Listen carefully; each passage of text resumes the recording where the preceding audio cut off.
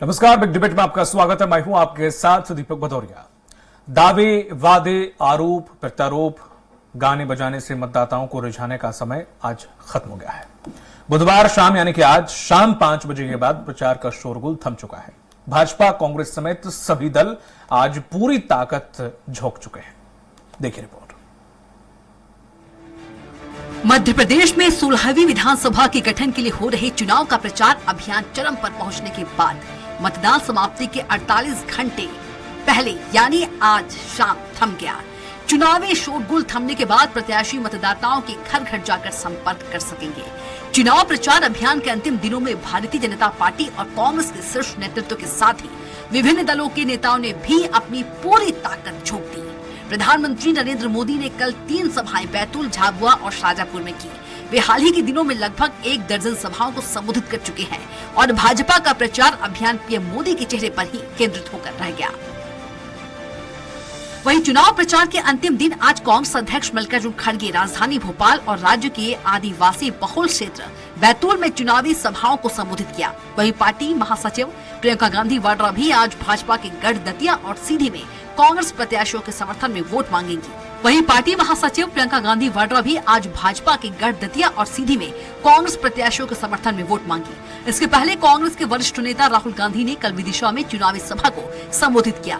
भाजपा और कांग्रेस के अन्य वरिष्ठ नेता भी राज्य में विभिन्न स्थानों पर प्रचार अभियान में जुटे रहे। वहीं राज्य में सभी 230 क्षेत्रों में मतदान के लिए 17 नवंबर शुक्रवार का दिन निर्धारित किया गया है।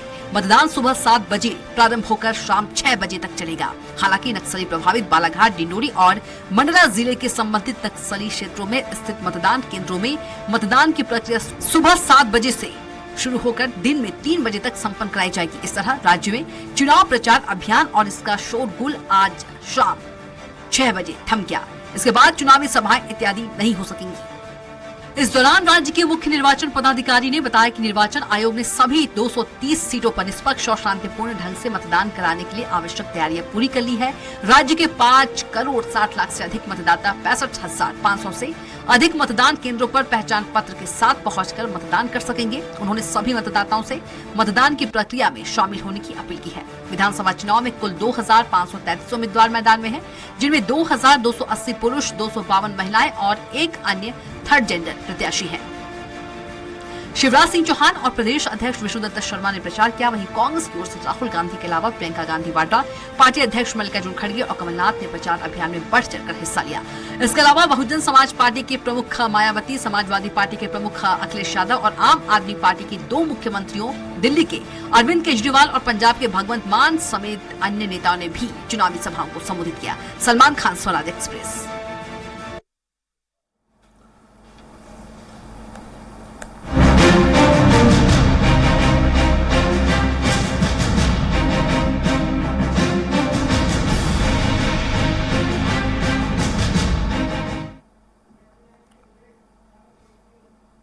और इसी पर ज्यादा जानकारी के लिए मौजूद हैं आज हमारे साथ भोपाल से संवाददाता कुमार संदीप, इंदौर से जुड़ेंगे संवाददाता विकास सिंह सोलंकी, जबलपुर से संवाददाता अरविंद दुबे और ग्वालियर संवाददाता विनोद शर्मा।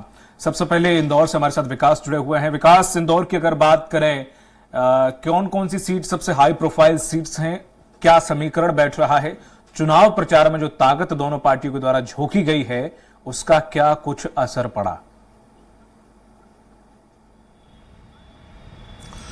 देखिए, मध्य प्रदेश की आर्थिक राजधानी इंदौर शहर में सबसे हार्ड सीट की बात की जाए तो विधानसभा 1 है, क्योंकि यहां से बीजेपी के राष्ट्रीय महासचिव कैलाश विजयवर्गीय को जो है मैदान में उतारा है। वही जो है मौजूदा विधायक संजय शुक्ला कांग्रेस की ओर से लड़ रहे हैं और सबसे ज्यादा हार्ड सीट जो है यह बनी हुई है। अगर बात की जाए इंदौर जिले की तो महू विधानसभा भी हार्ड सीटों में शुमार है, क्योंकि वहां से कैबिनेट मंत्री उषा ठाकुर जो है वहां पर चुनाव मैदान में है, कांग्रेस ने भी उम्मीदवार उतारा है। वही तीसरी अगर विधानसभा की बात की जाए तो सावेर से कैबिनेट मंत्री तुलसीराम सिलावट जो है बीजेपी से उम्मीदवार है। वहीं अगर बात की जाए कांग्रेस की तो कांग्रेस से रीना बोरासी सेतिया को जो है उन्होंने उम्मीदवार बनाया। आज जैसा कि शाम होते ही जो है चुनाव प्रचार जो है थम गए, सारे चुनाव के जो वाहन थे वह कहीं ना कहीं खड़े हो गए हैं। वहीं अगर बात की जाए तो अब जो है घर घर जाकर जो है प्रत्याशी सिर्फ प्रचार कर पाएंगे, किसी तरह का शोरगुल या किसी तरह के जिस तरह से प्रचार चल रहा था वह नहीं कर पाएंगे। तो सबसे बड़ी बात है, मैं मालवा निमाड़ पर आता हूं, क्योंकि प्रदेश में सत्ता की चाबी जो है मालवा निमाड़ से होकर गुजरती। यही कारण है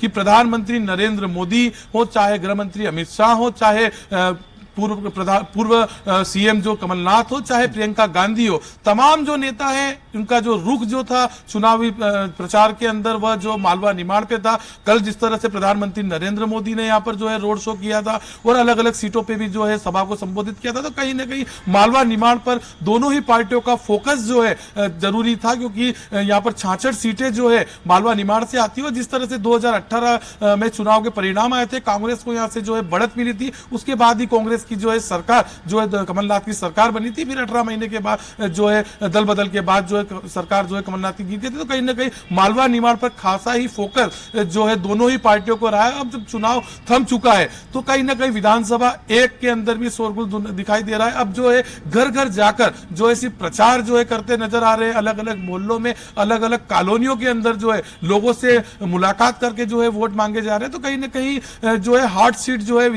विधानसभा एक बनी हुई है, उसके अंदर साफ तौर पर देखा जा रहा है। शुरुआत से हमने देखा था कि आरोप प्रत्यारोप जो है लगातार दोनों ही दल कर रहे थे। अभी भी जो है कांग्रेस के प्रत्याशी संजय शुक्ला जो है वह आरोप प्रत्यारोप करते हुए नजर आ रहे हैं। जो बीजेपी के प्रत्याशी थे उनके ऊपर भी कुछ बांटने की जो है आरोप लगाए गए थे। तो सबसे बड़ी हॉट सीट जो है, सबकी नजर भी जो है इंदौर की विधानसभा सीटों में अगर बात की जाए इंदौर जिले की, तो इंदौर जिले में 9 विधानसभा है। विधानसभा 1, विधानसभा 2, विधानसभा 3, 4, शहरी 5। ग्रामीण क्षेत्र में जो है राव है, जहां पर जो है कांग्रेस के जो जीतू पटवारी जो उच्च शिक्षा मंत्री भी पूर्व में रह चुके हैं, वहां से उतारा है। हालांकि बीजेपी ने भी सबसे पहले जो प्रथम जो है सूची आई थी तो मधु वर्मा को जो है वहां की कमान जो है सौंपी थी और शुरुआत से जो है प्रचार करते हुए नजर आ रहे थे। तो कहीं ना कहीं 2 दिन जो है बाकी है। 17 तारीख की सुबह से ही जो है मतदान शुरू हो जाएगा। दोनों ही दलों के जो नेता हैं, जो प्रत्याशी है, वो अब घर घर जाकर जो है लोगों से चुपचाप वोट मांगेंगे। कहीं ना कहीं ये 2 दिन अहम भी होते हैं, क्योंकि चुनाव का जितना प्रचार करना था, जितनी ताकत जो है पार्टियों को लगानी थी, अब वो हो गया है। अब प्रत्याशी जो है वोटरों से डायरेक्ट बात करके जो है वोट मांग सकते हैं। तो कहीं ना कहीं 2 दिन खासे ही अहम होने वाले। 17 तारीख के दिन जो है सुबह से ही मतदान होगा। उसकी तैयारियां भी जो है इंदौर जिला निर्वाचन आयोग द्वारा कर ली गई है। अभी कुछ देर पहले ही जो है इंदौर जिला निर्वाचन अधिकारी डॉक्टर इलैयाराजा टी द्वारा जो है पत्रकार वार्ता की गई थी और तमाम तरह की जो है जानकारी जो है दी गई थी। नेहरू स्टेडियम पर से जो है कल चुनाव की सामग्री का वितरण भी किया जाएगा। तमाम जानकारी जो है यहां पर दी गई है और शोरगुल जरूर थम गया है, लेकिन चुनावी जो ठंड के अंदर चुनावी जो गर्माहट है वह अभी भी बाकी है और प्रत्याशी अभी भी एड़ी चोटी का जोर जो है वोट मतदाताओं के ऊपर लगाते हुए नजर आ रहे हैं। जी हमारे साथ बने रहेगा। ग्वालियर से विनोद शर्मा जी और जबलपुर से अरविंद जी जुड़ गए हैं। विनोद जी, मैं आपके पास आऊंगा। जिस तरह से देखें ग्वालियर चंबल संभाग में अगर देखें तो यहाँ काफी दिलचस्प है हिसाब किताब, और ये हमेशा से आकर्षण का केंद्र भी रहा, कोई भी चुनाव रही हो। ऐसे में चुनाव प्रचार थम गया है, जितनी कोर कसर थी सभी पूरी कर ली गई है बीजेपी कांग्रेस में। सबसे पहले तो ये जानना चाहूंगा कि प्रचार प्रसार में कौन आगे रहा और क्या कुछ असर पड़ा ये सभाएं, ये रैली, ये रोड शो के?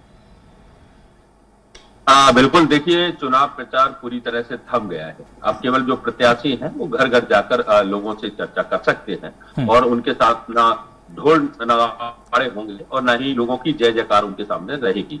अगर हम बात करें चुनाव प्रचार की, तो भारतीय जनता पार्टी द्वारा पूरे चंबल अंचल में अपने आप की पूरी तरह से दमखम झोंक दी थी। यहाँ जिस तरह से अमित शाह का लगातार दौरा बना रहा, इसके अलावा केंद्रीय मंत्री ज्योतिरादित्य सिंधिया लगातार अंचल में दौरा करते रहे, रैलियां करते रहे, लोगों के बीच में जाते रहे। केंद्रीय मंत्री नरेंद्र सिंह तोमर खुद चुनाव लड़ रहे हैं दिमनी विधानसभा क्षेत्र से और वह भी अन्य विधानसभा क्षेत्रों में लगातार दौरा कर रहे हैं। तो अगर हम नापें तो इसमें कांग्रेस कहीं ना कहीं जो चुनाव प्रचार के अपने स्टार प्रचारकों को लाने में काफी कमजोर नजर आई। केवल राष्ट्रीय अध्यक्ष उनके मल्लिकार्जुन खड़गे जरूर ग्वालियर आए थे और हालांकि उनकी जो एक बड़ी सभा होनी चाहिए थी ग्वालियर में वो देखने को नहीं मिली। प्रियंका गांधी जरूर पहुंची थी और वो दतिया में पहुंची थी, लेकिन ग्वालियर में जो बड़ी सभाएं होनी चाहिए थी, क्योंकि ग्वालियर काफी प्रतिष्ठा का चुनाव माना जा रहा है। यहाँ पर पूरी प्रतिष्ठा दांव पर लगी है कि जब केंद्रीय मंत्री ज्योतिरादित्य सिंधिया कांग्रेस छोड़कर बीजेपी में पहुंचे थे, उसके बाद कांग्रेस लगातार यहाँ आक्रामक तौर पर दिख रही थी और ऐसा लग रहा था कि आने वाले चुनाव में कांग्रेस यहाँ वहां पर अपना पूरा दमखम दिखा देगी, लेकिन ऐसा कुछ नजर नहीं आया। हालांकि कांग्रेस का साफ तौर पर आज कहना था कि जनता उनके लिए चुनाव लड़ रही है और जनता ही उनकी स्टार प्रचारक है, और कांग्रेस ने इतना कहा कि उनके उन जगहों पर गए थे जहां पर उन्हें कमजोर नजर आ रहे, ग्वालियर उनका मजबूत गढ़ है। इसके साथ साथ आज 5 बजते ही शहर कोई सड़कों पे जो बैनर पोस्टर थे उनको हटाने का काम शुरू कर दिया गया है। इसके साथ ही जो मतदान दल रवानगी का काम भी शुरू हो गया है। कलेक्टर द्वारा MLB ग्राउंड में पहुंचकर वहां पर सारी व्यवस्थाओं का जायजा लिया। अब अगर कहीं भी किसी भी तरह से कोई प्रत्याशी द्वारा भीड़ एकत्रित की जाती है या फिर ढोल नगाड़े बजाए जाते हैं तो उनके खिलाफ सख्त कार्रवाई की जाएगी। प्रशासन के साथ समस्या ये भी है कि 2 दिन बड़े महत्वपूर्ण होते हैं। ये 48 घंटे के पहले आज की रात और कल की रात काफी महत्वपूर्ण होगी, क्योंकि इन दिनों में बहुत ज्यादा जो अंचल वाइज प्रचलन है, शराब बांटी जाती है, पैसे बांटे जाते हैं, और इस तरह की ऐसा कोई पहला मामला नहीं है। 2018 की बात करें या उपचुनाव जो हुआ था उसकी हम बात करें तो उसमें भी ये स्थिति बनी रही थी और इसमें टकराव की स्थिति बनती है, तो इसको लेकर भी प्रशासन नजर रखेगा। उन्होंने जगह जगह अपने कंट्रोल रूम स्थापित कर दी गए हैं ताकि जो भी उनको इनपुट मिलेगा उस आधार पर कार्यवाही की जाएगी। यहाँ पर प्रतिष्ठा का एक चुनाव ये भी है कि प्रद्युम्न सिंह तोमर जो कि ऊर्जा मंत्री है, कांग्रेस छोड़कर बीजेपी में आए, वो काफी महत्वपूर्ण सीट है। ज्योतिरादित्य सिंधिया की प्रतिष्ठा दांव पे लगी है। इसके अलावा इमरती देवी जो कांग्रेस छोड़कर बीजेपी में आई थी, हालांकि उपचुनाव में वो हार गई थी, उनकी भी प्रतिष्ठा दांव पे लगी है। ज्योतिरादित्य सिंधिया ने वहां लगातार पसीना बहाया, और साथ ही मोहन सिंह राठौर जो कि भितरवार विधानसभा क्षेत्र से खड़े हुए हैं, मोहन सिंह राठौर भी सिंधिया खेमे के माने जाते हैं, तो यहाँ सबसे ज्यादा सिंधिया अपना पसीना बहाते नजर आए थे। और इसके साथ साथ दिवनी एक ऐसी विधानसभा क्षेत्र है जहां पर केंद्रीय मंत्री नरेंद्र सिंह तोमर चुनाव लड़ रहे हैं और उनको काफी संघर्ष करना पड़ा, जो हमें देखने को मिला कि वहां काफी कांटे की टक्कर जो है वो बताई जाती है। तो ऐसी कई विधानसभा क्षेत्र हैं जहां पर बीजेपी कांग्रेस की प्रतिष्ठा का सवाल है, और यहाँ दोनों ही कुछ सीटों की जो दिलचस्प सीटें मैं विनोद जी इनसे आपसे चर्चा करूंगा। अरविंद दुबे जी भी हमारे साथ जबलपुर से हैं। जबलपुर में अगर देखें किस प्रचार प्रसार में कौन सी ऐसी विधानसभा रही जहां पर अछूती रही हो? मुझे तो नहीं लगता बीजेपी ने कहीं कोर कसर छोड़ी है। उस दिन में अमित शाह का रोड शो हो रहा था, तब उसे आप कवरेज कर रहे थे, तो उस रोड शो में भी काफी भीड़ थी। तो अरविंद जी, जिस तरह से देखें कांग्रेस और बीजेपी की बात करें तो कांग्रेस लगभग हर संभाग में उनके चेहरे शायद कम थे, इसलिए वो हर विधानसभा को नहीं छू पाए। बीजेपी की क्या स्थिति थी? दीपक जी, यदि हम देखें तो यहाँ पर महाकौशल की पूरी 38 सीटों पर बीजेपी और कांग्रेस ने पूरी अपनी ताकत झोंक दी थी। दोनों ही दलों के जितने भी राष्ट्रीय नेता थे, स्टार प्रचारक थे, लगभग सभी ने इन महाकौशल की 38 सीटों में से किसी न किसी सीट पर, किसी न किसी क्षेत्र पर जाकर जबरदस्त चुनाव प्रचार किया, रैली की, सभाएं की, रोड शो किया। कांग्रेस की बात करें तो प्रियंका गांधी और राहुल गांधी लगातार इस पूरे क्षेत्र में बने रहे। विंध्य और महाकौशल को स्पेशली इन दोनों भाई बहनों ने टारगेट करके रखा हुआ था। हर लगभग तीसरे या चौथे दिन उनका प्लेन जबलपुर में उतरता था ट्रांजिट विजिट के आधार पर, और उसके बाद हेलीकॉप्टर यहाँ से उतरता था विंध्य क्षेत्र में या महाकौशल की किसी सीट पर। तो इस तरह से देखा जाए तो कांग्रेस ने पूरी ताकत लगाकर विंध्य और महाकौशल को कवर करने की कोशिश की अपने स्टार प्रचारकों के माध्यम से। और जाहिर सी बात है कि इसमें स्टार प्रचारक सिर्फ 3 ही लोग थे, और वे थे कमलनाथ, राहुल गांधी और प्रियंका गांधी। मल्लिकार्जुन खड़गे की भी सभा यहाँ पर हुई, लेकिन वे काफी कम हुई, क्योंकि जाहिर सी बात है कि खड़गे साहब के लिए उतनी भीड़ जमा होना मुश्किल होता है, इसलिए उन्हें यहाँ पर नहीं आजमाया गया बहुत ज्यादा। लेकिन बाजी मारी बीजेपी ने। बीजेपी के पास स्टार प्रचारकों की गजब की संख्या थी, और एक के बाद एक ही दिन में एक ही शहर में पता लगा 2 स्टार प्रचारक। जैसे आज का दिन था, आज वीडी शर्मा खुद यहाँ पर रोड शो कर रहे थे, बाइक रैली कर रहे थे, तो स्मृति ईरानी यहाँ की सिहोरा विधानसभा सीट पर अपना भाषण दे रही थी दोपहर के वक्त। तो इस तरह से 38 सीटों पर महाकौशल की, लगभग 36 सीटें विंध्य की, उन पर लगातार बीजेपी ने अपने स्टार प्रचारकों को लगातार वहां पर उतारा और जबरदस्त तरीके से कैंपेनिंग की। और सबसे जो महत्वपूर्ण बात थी कि महाकौशल में बीजेपी ने अपना सबसे बड़ा स्टार प्रचारक बना के रखा प्रहलाद पटेल को, जबकि वे खुद भी उम्मीदवार हैं, लेकिन अपने क्षेत्र में कम प्रचार करके वे लगातार यहाँ पर महाकौशल की 38 सीटों पर प्रतिदिन 16 से 17 सभाएं करते हुए नजर आए। इससे आप अंदाजा लगा लीजिए कि कितनी बड़ी ताकत लगाई बीजेपी ने। अमित शाह भी लगातार यहाँ पर आते रहे। नरेंद्र मोदी इस क्षेत्र में तो नहीं आए, लेकिन विंध्य में जाकर उन्होंने पूरी ताकत आजमाई। जाहिर सी बात है कि विंध्य और महाकौशल में बीजेपी अपनी उस स्थिति को वापस पाना चाहती है जो साल 2008 के चुनाव में या 13 के चुनाव में थी। 2018 में उन्होंने बहुत कुछ गंवाया है विंध्य और महाकौशल से। अब वो नहीं चाहते कि वो कुछ गंवाए, बल्कि गेन करने की स्थिति पर ठीक। आए। बात करता हूँ जबलपुर की। जबलपुर की पूरी 8 विधानसभा सीट पे कश्मकश है, लेकिन सबसे महत्वपूर्ण और सबसे ज्यादा चर्चित सीट है वो पश्चिम विधानसभा, जहां पर मैं खड़ा हूं, जहां से मैं बात कर रहा हूं। ठीक है। यहाँ पर सांसद राकेश सिंह की साख दांव पर लगी हुई है, क्योंकि यहाँ के पूर्व वित्त मंत्री कांग्रेस के तरुण भनोट, बिल्कुल। जो कि यहाँ पर एक बार फिर मैदान में खड़े हैं, उनके साथ टक्कर है, जबरदस्त टक्कर है, बराबरी की टक्कर है। और ये मान के चलिए कि इन दोनों प्रत्याशियों ने लगभग इस तरह से चुनाव प्रचार किया कि जैसे वे विधानसभा का चुनाव लड़ रहे हो। हर एक पैंतरा, हर एक रणनीति लोकसभा की तर्ज पर आजमाई गई और हर वो तमाम तरह की चीजें यहाँ पर की गई। वोटर्स को लुभाने के लिए वो बातें भी की गई जो वोटर्स को लुभाने के लिए। तो बहुत कश्मकश वाली सीट जो है वो जबलपुर की पश्चिम है, जहां पर बीजेपी से सांसद राकेश सिंह चुनाव के मैदान में सामने है और कांग्रेस से पूर्व वित्त मंत्री तरुण भनोट, जो कि कमलनाथ के बाएं हाथ माने जाते हैं। यहाँ कश्मकश बहुत जबरदस्त रही, ठीक है। प्रचार जबरदस्त रहा, लेकिन अब थम गया है प्रचार। और अब इस वक्त पुलिस की और जो इलेक्शन कमीशन की गाड़ियां हैं वो सायरन बजाती हुई घूम रही है, देख रही कि कहीं नियम विरुद्ध तरीके से कोई ऐसा प्रचार तो नहीं हो रहा है जो कि निर्वाचन नियमावली के तहत नहीं आता है। ठीक है। दीपक जी, बिल्कुल।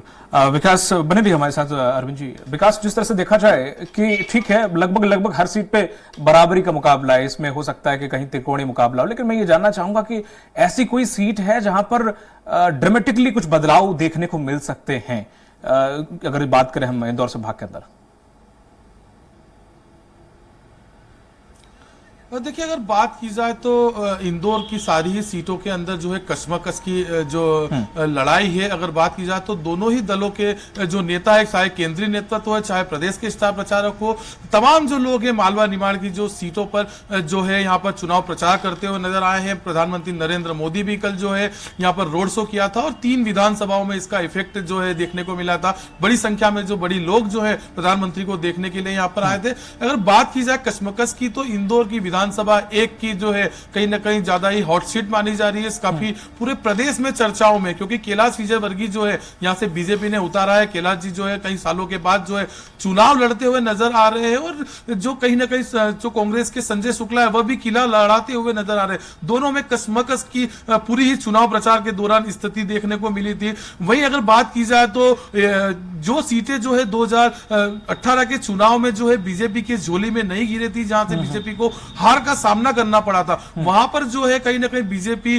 के लगातार केंद्रीय नेतृत्व, चाहे गृह मंत्री हो, प्रधानमंत्री नरेंद्र मोदी हो, शिवराज सिंह चौहान हो, तमाम जो दिग्गज नेता है उन्हें उतारा था। यही कारण था कि इंदौर संभाग में बीजेपी के तमाम नेता, बड़े चेहरे जो है रोजाना प्रेस कॉन्फ्रेंस करते हुए नजर आ रहे थे। पूरे मालवा निमाड़ के अंदर जो है सभाएं करते हुए नजर आ रहे थे, चाहे रतलाम की बात हो, चाहे आदिवासी बेल्ट की बात हो। खासकर जो फोकस था दोनों ही पार्टियों का आदिवासी क्षेत्र के अंदर था। यही कारण थे कि प्रियंका गांधी धार, अलीराजपुर, झाबुआ वहां पर सभाएं करती है, गृह मंत्री अमित शाह की सभाएं होती है, प्रधानमंत्री नरेंद्र मोदी भी इन बेल्टों में जाकर सभाएं करते हैं। तो दोनों ने अपना जो है दमखम लगाया, लेकिन बीजेपी इस बार 2018 के चुनाव को देखते हुए कहीं ना कहीं भाग चुकी थी और लगातार जो है अमित शाह, गृह मंत्री अमित शाह ने चुनाव की कमान जो है इधर की संभाल रखी थी, लगातार इन सीटों पर जो है नजर बनाए हुए थे, खुद भी यहां पर जा रहे थे। तो कहीं ना कहीं कश्मकश की स्थिति और दोनों ही दलों के नेताओं की खास बात है, क्योंकि मालवा निमाड़ में जो 66 सीटें आती है, वो जिस तरह से हम अगर विधानसभा चुनाव के परिणाम देखें तो लगातार जो परिणाम मालवा निमाड़ से 66 सीटों में जिसने सबसे ज्यादा सीटें जो है जीती है, उसी की सरकार जो है मध्य प्रदेश में बनती आई है। चाहे 2018 की बात हो, 2003 की बात हो, जब बीजेपी की सरकार बनी थी, तो कहीं ना कहीं मालवा निमाड़ से अच्छे जो है बीजेपी के विधायक चुन के आए थे। यही कारण था कि 2003 में जो है बीजेपी की सरकार यहां पर बनी थी, तो मालवा निमाड़ पर काफी ही फोकस था। तमाम नेतृत्व, चाहे कांग्रेस का हो चाहे बीजेपी का हो, तमाम जो नेता थे इस ओर केंद्रित थे और कहीं ना कहीं चुनाव थमने के बाद भी अभी भी इन सीटों पर जो है पूरे केंद्रीय नेतृत्व जो है नजर बनाए हुए हैं। जी विनोद जी, ग्वालियर चंबल संभाग की बात करें तो दिलचस्प हर एक सीट है, चाहे वो ग्वालियर पश्चिम ले लें, दक्षिण ले लें, चाहे वो अटेर ले लें, चाहे वो मुरैना ले लें, महगांव ले लें, सभी लगभग इंटरेस्ट। दिमनी पे आ जाते हैं। दिमनी में सुना है कि 3 तोमर आमने सामने हैं, ऊपर से बसपा ने एक और ब्राह्मण समाज का चेहरा शायद लाकर खड़ा कर दिया है, तो कहीं ना कहीं नरेंद्र सिंह तोमर की मुश्किल कई ज्यादा बढ़ा दी है दिमनी में। बिल्कुल, देखिए दिमनी इस समय पूरे अंचल के लिए हॉट सीट बनी हुई है और यहाँ चूंकि हॉट सीट इसलिए भी है कि केंद्रीय मंत्री नरेंद्र सिंह तोमर चुनाव लड़ रहे हैं, उनकी प्रतिष्ठा का पूरा चुनाव है, क्योंकि विधानसभा चुनाव उनके लिए बड़ा चुनाव इसलिए है कि उसी क्षेत्र से वो लोकसभा सदस्य भी हैं। अगर ऐसे में उनको विधानसभा चुनाव में अगर किसी तरह से कोई नुकसान हुआ तो बहुत ज्यादा उनके कैरियर पर इसका फर्क पड़ेगा। और यही कारण है कि क्योंकि दिबनी में 3 क्षत्रिय समाज के जब चुनाव लड़ रहे हैं तो उनको इस बात का भी कहीं ना कहीं डर तो अंदर ही तौर पर होगा कि ऐसा ना हो कि जो मतदाता है वो आपस में बट जाए और जो चौथा है उसको इसका फायदा मिल जाए। लेकिन मैं बात करूंगा पूरे चंबल अंचल की कि लाहौर में जहां नेता प्रतिपक्ष डॉक्टर गोविंद सिंह चुनाव लड़ रहे हैं कांग्रेस से और भारतीय जनता पार्टी ने वहां अमरीश शर्मा और गुड्डू को खड़ा किया है, तो इस समय जो अमरीश शर्मा और गुड्डू और नेता प्रतिपक्ष डॉक्टर गोविंद सिंह के बीच में काफी कांटे की टक्कर मानी जा रही है और दोनों की ही जो कह सकते हैं कि यहाँ मामला पूरी तरह से पेचीदा है और फंसा हुआ है। इसके साथ साथ ऊर्जा मंत्री प्रद्युम्न सिंह तोमर जो कि ग्वालियर 15 विधानसभा क्षेत्र से आते हैं, वहां सुनील शर्मा कांग्रेस की तरफ से हैं, ऊर्जा मंत्री प्रद्युम्न सिंह तोमर बीजेपी से है, तो यहाँ भी कांटे की टक्कर है और ये भी पूरा मामला पूरी तरह से फंसा हुआ है। साथ ही माया सिंह जो कि पूर्व मंत्री भी रही हैं और चूंकि सिंधिया महल में रहती हैं और सिंधिया परिवार की मामी है वो, यही कारण है कि उनको ग्वालियर पूर्व से उतारा गया है। और जहां पर कांग्रेस के प्रत्याशी हैं सतीश सिकरवार और माया सिंह के बीच में भी काफी कांटे की टक्कर मानी जा रही है। पहले माया सिंह जरूर कमजोर नजर आ रही थी लेकिन अब कांटे की टक्कर है। और जो खास बात यह है कि जो भी प्रदेश के राज्य मंत्री है भारत सिंह कुशवाहा और साहब सिंह गुर्जर हैं जो कि ग्रामीण विधानसभा क्षेत्र से है, इनके बीच में भी काफी कांटे की टक्कर है। और नरोत्तम मिश्रा हो या फिर राजेंद्र भारती, यहाँ भी काफी मामला कांटे का लग रहा है। तो ग्वालियर चंबल अंचल में बड़ी बड़ी प्रतिष्ठा जो चेहरे हैं उनकी प्रतिष्ठा दांव पर लगी हुई है और इनके जो विधानसभा क्षेत्र है इनमें अभी फिलहाल कुछ भी कहना बेहद मुश्किल हो जाएगा। विनोद जी, आखिरी सवाल ये आपसे यह है कि जो वीडियो वाला मामला काफी वायरल हुआ है, राहुल गांधी ने भी चीख चक्कर लगभग हर सभा में इसका माइलेज लेने की कोशिश की है, उसका कुछ ग्वालियर चंबल संभाग में वाकई असर हुआ है या सिर्फ एक महज भाषण और एक वायरल वीडियो तक सीमित रहा है? देखिए, दिबनी में इसका ज्यादा असर तो दिखाई नहीं दे रहा है क्योंकि वहां पर सभी क्षत्रिय समाज के लोग हैं, नरेंद्र सिंह तोमर को अपना एक बड़ा नेता मानते हैं और ग्वालियर चंबल अंचल में जो बड़ा नेता होता है उसके एक छत्र के नीचे लोग आ जाते हैं, ऐसा देखने को सुनने को मिलता है। लेकिन बाकी की जगह इस वीडियो का बहुत ज्यादा चर्चा है और इसको लेकर हर घर में चर्चा है कि आखिर ऐसा भी हो सकता है। और इसको लेकर कहीं ना कहीं नरेंद्र सिंह तोमर की जो प्रतिष्ठा है उसको लेकर भी चर्चा हो रही है क्योंकि अभी तक उनके राजनीतिक जो कैरियर है उसमें किसी तरह का ऐसा कोई दाग नहीं था, किसी भी तरह से उन पर आरोप नहीं था। लेकिन वीडियो सामने आने के बाद अब लोग इस बात को जरूर कह रहे हैं कि ये वीडियो आया है, इसकी सत्यता होनी चाहिए, सामने आना चाहिए, इसकी जांच होनी चाहिए ताकि ये पता लग सके कि वास्तव में चुनाव के ठीक समय पे इस तरह से वीडियो वायरल हुए है और ये कोई साजिशन काम तो नहीं है। अगर साजिशन काम हो उसके खिलाफ भी कार्रवाई होनी चाहिए। लेकिन वीडियो सामने आने के बाद बीजेपी को कहीं ना कहीं अन्य सीटों पर इसका नुकसान हो सकता है। लेकिन दिबनी में एक मजबूत स्थिति बनी हुई है, बाकी की जगह जब भी सभा हो रही है बीजेपी की या कुछ हो रहा है तो इस तरह की वीडियो की नेता जो खुद बीजेपी के नेता है वो भी गाय बजाय इस तरह की बातें करते नजर आ रहे हैं कि अगर ये वीडियो सामने आया है तो उससे नुकसान हो सकता है। आम लोग हैं जिनको 2 जून की रोटी नहीं मिल पा रही है, जिनके पास बेहद स्थिति खराब है, आर्थिक स्थिति खराब है, अगर उनके सामने इस वीडियो की बात की जाती है तो उनको बड़ा झटका लगता है कि जहां उनके पास एक एकड़ जमीन नहीं है, कनाडा में 100 एकड़ जमीन की बात की जा रही है। मतलब कुल मिला के कहा जाए विनोद जी कि मिला जुला असर है, कुछ खास भी नहीं है और कुछ ऐसा भी नहीं है, वो अलग अलग लोगों की मेंटालिटी है, वो किस तरह से इस वीडियो को लेते हैं। अरविंद जी, अगर इधर बात करें जबलपुर संभाग की तो यहाँ दिलचस्प कौन सी सीटें और कहां पर त्रिकोणीय मुकाबला है, कहां पर ड्रामेटिकली रिजल्ट देखने को मिल सकता है? कहीं पर भी त्रिकोणीय मुकाबला कहीं पर नहीं है और यदि है भी तो थोड़ा बहुत ऐसा होगा कि सिर्फ वोट काटने वाली बात होगी। त्रिकोणीय संघर्ष कहीं पर भी नहीं है क्योंकि सीधी टक्कर बीजेपी और कांग्रेस के बीच में परंपरागत तरीके से है। और यदि पूरे महाकौशल की बात करें तो बीजेपी से प्रहलाद सिंह पटेल, सांसद राकेश सिंह और इसके बाद फग्गन सिंह कुलस्ते से, ये 3 बड़े नाम हैं जो कि महाकौशल अंचल में चुनाव लड़ रहे हैं।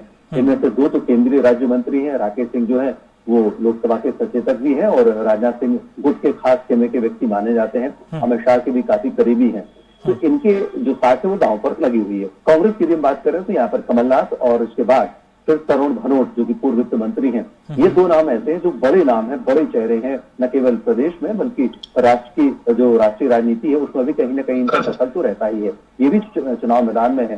अब यदि इनके साथ कहीं कुछ ऊंच नीच होती है तो जाहिर सी बात है कि इन सबके कैरियर पर जरूर फर्क पड़ेगा। बिल्कुल। जो वर्तमान सांसद हैं, यदि वे इस चुनाव में कहीं आगे या पीछे होते हैं, तो जैसा कि अभी विनोद जी बता रहे थे, बिल्कुल वही स्थिति जौनपुर में भी है कि आगे आने वाला समय उनके लिए थोड़ा सा तकलीफदेह हो सकता है। लेकिन बात यदि कमलनाथ पर आती है, जैसा कि उन्हें घेरने की बात बीजेपी लगातार कह रही है, बीजेपी के लगभग सभी नेताओं का बयान ये रहा है कि इस बार उन्होंने महाकौशल में कमलनाथ को घेरने की पूरी कोशिश की है और इस बार परिणाम कौन आने वाले होंगे, परिणाम तो खैर जो होंगे वो हम देखेंगे 3 तारीख को। लेकिन ये कह सकते हैं कि पूरी ताकत के साथ ये जो सीटें हैं, यहाँ पर दोनों ही पार्टियों ने अपना प्रचार किया है और लोगों से सीधा संपर्क करने की पूरी कोशिश की है और लोगों को ये बताने की कोशिश की है कि बीजेपी ने अपने कार्यकाल में कहा क्या किया और कांग्रेस ने ये बताने की कोशिश की है कि पिछले 70 सालों में उन्होंने क्या किया था और 15 माह की कमलनाथ सरकार ने उस वक्त क्या क्या निर्णय लिए थे। देखना ये है कि अब जनता किस तरफ जाती है, किसको पसंद करती है, किसको नापसंद करती है। यहाँ पर त्रिकोणीय संघर्ष नहीं है, लेकिन एक बात यहाँ पर सबसे महत्वपूर्ण रही है, वो है आदिवासी वोट बैंक। यदि 38 सीटें हैं तो उनमें मैक्सिमम सीट जो है वो आदिवासियों की सीट रही। आदिवासी लगातार बीजेपी को नकारते आए हैं, लेकिन पिछले 3 सालों में अमित शाह ने यहाँ पर मोर्चा संभाला था और उन्होंने ही आदिवासियों को अपनी तरफ कन्वर्ट करने के लिए एक तरह से उन्होंने एक महाअभियान चलाया था आरएसएस के साथ। इसके क्या परिणाम निकलेंगे ये 3 दिसंबर को देखने को मिलेगा। लेकिन जाहिर सी बात है कि यहाँ पर अमित शाह की जो इमेज है वो भी दांव पर लगी हुई है महाकौशल में और वो भी जौनपुर संभाग में। ये देखने वाली बात है, बहुत इंपॉर्टेंट है मध्य प्रदेश की राजनीति में। तो देखना होगा कि क्या अमित शाह का जो दांव चला, उन्होंने आदिवासी कार्ड जो यहाँ पर खेला, उसका कुछ असर देखने को मिलेगा। प्रहलाद पटेल अपना जो प्रभाव यहाँ पर छोड़ गए, महाकौशल के सर्वमान्य नेता है, सभी उन्हें सम्मान समय कम है क्या जी सर, बहुत बहुत शुक्रिया हमारे साथ जुड़ने के लिए। अरविंद जी आपका, विनोद जी आपका और विकास आपका भी। तो ये थे हमारे साथ तीनों वरिष्ठ सहयोगी जिन्होंने ये जानकारी दी है कि किस तरह से, चाहे वो ग्वालियर चंबल संभाग की बात कर लें और चाहे वो हम जबलपुर संभाग की बात कर लें, इंदौर की बात कर लें, लगभग कहाँ कैसी स्थिति है, चुनाव प्रचार का कहाँ कितना असर हुआ है और कौन कौन सी सीट बेहद दिलचस्प है, कहाँ त्रिकोणीय मुकाबला है, कहाँ बागी खेल बिगाड़ रहा है। तमाम सारी जो दिलचस्प सीटें हैं, जो हाई प्रोफाइल सीटें हैं, उनकी जानकारी साझा की है। अब देखने वाली बात होगी कि 17 तारीख को जो किस्मत उनकी कैद होगी और 3 तारीख को क्या कुछ रंग लाती है। मुझे दीजिए इजाजत, नमस्कार।